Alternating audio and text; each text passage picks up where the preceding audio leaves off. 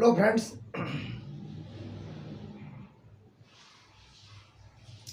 Welcome to exam तक। तो साथियों, मेरे चैनल के माध्यम से डीएड वर्सेस बीएड की सुनवाई पूरी मैंने आपको लाइव के माध्यम से दिखाई। बिहार सरकार जो एसएलपी लेकर के माननीय सुप्रीम कोर्ट बोपन्ना जी की बेंच में लेकर के गई हुई थी, वो मैंने आपको पूरी दिखाई। इसके पहले भी मैंने आपको बताया, जैसा कि माननीय रमेश सर जी के नेतृत्व में हम लोग उन्हीं के मार्गदर्शन में कार्य करते हैं।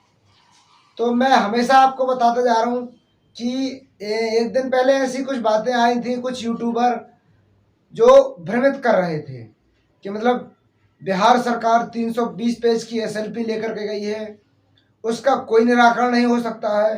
बहुत मजबूत तथ्य हैं, बहुत अच्छे से आर्गुमेंट रखने जा रही है।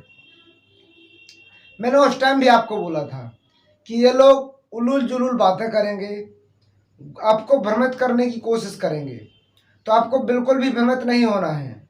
ऐसा ही जैसा कि आपने देखा था, पूरा राजस्थान बीएसटीसी संघर्ष समिति की तरफ से सुबह भी मैंने माननीय रमेश सर के नेतृत्व में वो वीडियो डाला था, कौन कौन लोग पैरवी कर रहे थे, डीएड की फौज कितनी ज़्यादा थी और बीएड की फौज कितनी ज़्यादा थी। उन्हीं के मार्गदर्शन में, उन्हीं के नेतृत्व में हमारा आज डीएड संघर्ष समिति मध्य प्रदेश, राजस्थान, बिहार, छत्तीसगढ़, इन सभी के नेतृत्व में क्लियरिफिकेशन के लिए जो टीम गई हुई थी, उस पर मैं विस्तार से चर्चा करूंगा। सभी साथियों को आश्वस्त करना चाहूँगा कि देखिए, जब आप कोर्ट की शरण में जाते हैं, समय भी लगता है, धन भी लगता है, धैर्य भी लगता है। आपने देखा कितने गलत तरीके से बिहार सरकार ने एसएलपी दायर की, फिर जैसे ही सुनवाई शुरू हुई तो उनने फाइनली उसी बेंच को, मतलब 2 जजों की बेंच को में जो फैसला सुना जा रहा था, माननीय सुधांशु धूलिया जी, जस्टिस अनिरुद्ध बोस जी की बेंच में ट्रांसफ़र करने के लिए बोला गया। वहाँ पर बिहार सरकार एकदम नतमस्तक हो गई। हाँ साथियों, बिहार सरकार नतमस्तक हो गई। उन्होंने कहा हम अपने केस को विड्रॉ करते हैं, यानी कि उनको डर था कि अगर ये धूलिया जी की बेंच में फैसला चला गया, कहीं ना कहीं हमें जुर्माना भरना पड़ सकता है और वहाँ से भी केस डिसमिस हो जाएगा। वो लोग डर गए। मुझे नहीं, या हमारी टीम को इतना पता नहीं था कि इतने भी डरपोक निकलेंगे। थोड़ी सी सावधानी नहीं बरत पाए थे हम लोग। छत्तीसगढ़ को इनको इसी बैच से इनको रिलीफ मिला था। इसी बैच से आप देखा हमारी सारी फौज वहाँ पर उपस्थित हुई, लेकिन इनको कहीं किसी प्रकार से राहत नहीं मिली और इनने खूब गुमराह करने की कोशिश की। लेकिन इनको फिर, हालांकि इनने जो एसएलपी दायर की थी, कल भी मैंने आपको बताया था, सभी कोई भी चीज़ आर्गुमेंट छुपाए नहीं थे।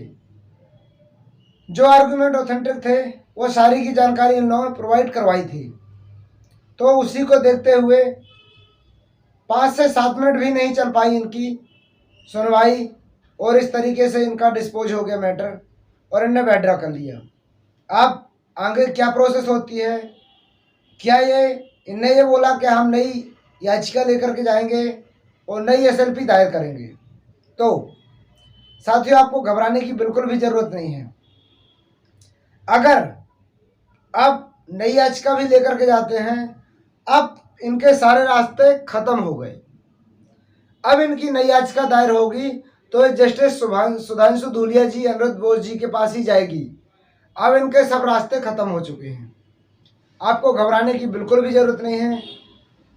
हम समझते हैं मध्य प्रदेश के साथियों की जो पीड़ा है, छत्तीसगढ़ के साथियों की जो पीड़ा है, बिहार के साथियों की जो पीड़ा है, जो न्याय के साथ अन्याय हुआ, उनकी पीड़ा हम समझ सकते हैं। जिनका हक मारा गया, उनकी पीड़ा हम समझ सकते हैं। लेकिन देर से ही लगे मगर सही होगा, देर लगेगी मगर सही होगा, हमें जो चाहिए वही होगा। क्योंकि हमारी डीएड संघर्ष समिति में देर है अंधेर नहीं, भगवान के घर में देर है अंधेर नहीं, क्योंकि जो हमें चाहिए वही होगा। यही मैं एमपी के डीएड साथियों को बोलना चाहूँगा कि देर लगेगी मगर सही होगा, हमें जो चाहिए वही होगा। क्योंकि सत्य परेशान हो सकता है, पराजित कभी नहीं। जैसा कि छत्तीसगढ़ के साथियों को यहीं से बीएड साथियों को रिलीफ मिला था, आज वहीं उनको फटकार मिली, और यहीं साथियों को बोपन्ना जी की बेंच से ही यहाँ इनको वापस मुख मोड़ करके वापस आना पड़ा। तो अब अभी जैसा कि मुझे सूचित है 13 अक्टूबर को फिर से नई एसएलपी दायर हुई है बिहार की, मैं उनकी भी आपको दिखाऊंगा। और उस दिन भी मतलब अच्छी दमखम के साथ हमारी डीएड संघर्ष समिति कार्य करेगी और उस दिन भी जीत जाएगी। मान लीजिए आप 70% आपका केस पूरा हो चुका है, 30% लड़ाई और आपकी बची है। इसके बाद सभी राज्यों की सारी लड़ाइयाँ जल्द खत्म हो जाएंगी। तो साथियों, आपको हार बिल्कुल भी नहीं मानना है, इसी तरह से संघर्ष करते रहिए।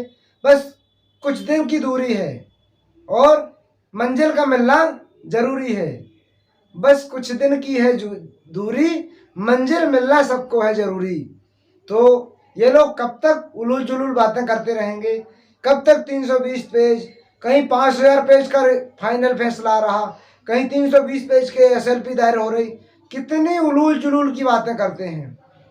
तो देखिए, सत्य एक पेज में लिखा जाता है, झूठ हजारों पेज गुमराह करके करवाई जाती हैं। तो आपको सत्य के मार्ग पर चलना है। जैसा कि मैंने आपको पहले भी बताया, श्री कृष्ण के सारथी थे अर्जुन के, हमारे सारथी श्री कृष्ण मतलब रमेश सर। 5 पांडव जिनको जीत दिलाने में श्री कृष्ण का सहयोग था, वैसे ही हमारे सारथी रमेश सर हैं। मतलब अभी हम 5 स्टेट के लोग लड़ रहे हैं, तो 5 स्टेट के लोगों में हमारे रमेश सर वैसे ही 5 पांडव के जैसी भूमिका निभा रहे हैं। तो आपको बिल्कुल भी नहीं घबराना है। वो 100 कौरवों पर कैसे भारी पड़ते हैं, उसी प्रकार से रमेश सर 100 कौरवों को कैसे तोड़ते हैं, ये आपको दिखाई देगा। जैसे अपन राजस्थान से जीते हैं, सुप्रीम कोर्ट से जीते हैं, और आज फिर से माननीय सुप्रीम कोर्ट से फिर जीते हैं। बिहार से भी अपन 3 जजों की वाली बेंच से अपन फैसला जीते हैं। तो लगातार अपन पॉजिटिव रिजल्ट पर जा रहे हैं। समय जरूर लग रहा है, आपको बिल्कुल भी नहीं घबराना है। जैसे आज बिहार का फैसला रहा, उन लोगों ने वापस ले लिया है। अब क्या करते हैं, कैसा करते हैं, सारी चीज़ें सामने आएंगी। आपको बिल्कुल भी नहीं घबराना है। चैनल पर नए हैं, सब्सक्राइब कर लीजिएगा। मध्य प्रदेश में भी आपको सारी जानकारी अपडेट के माध्यम से दी जाती है। यहाँ भी आपको जो होगा सब कुछ बताया जाएगा। तो साथियों, पूरी लाइव के माध्यम से मैंने आपको वो जानकारी दिखाई, और आपको बिल्कुल चैनल पर बने रहना है ऐसे ही सही और ऑथेंटिक जानकारी के साथ। चैनल पर नए हैं, सब्सक्राइब कर लीजिए। डीएड संघर्ष समिति की तरफ से माननीय रमेश सर के नेतृत्व में हमारा जो कार्य हो रहा वो सराहनीय है, अभूतपूर्व है, और उसकी कोई कल्पना नहीं की जा सकती। क्योंकि वो सत्य के मार्ग पर चलते हैं और सत्य के मार्ग पर चलना ही चाहिए। वो सही और एकदम रणनीति के साथ न्याय की लड़ाई लड़ रहे हैं। तो सत्य की हमेशा जीत होती है और उसी के साथ हमें चलना चाहिए। जय हिंद, जय भारत।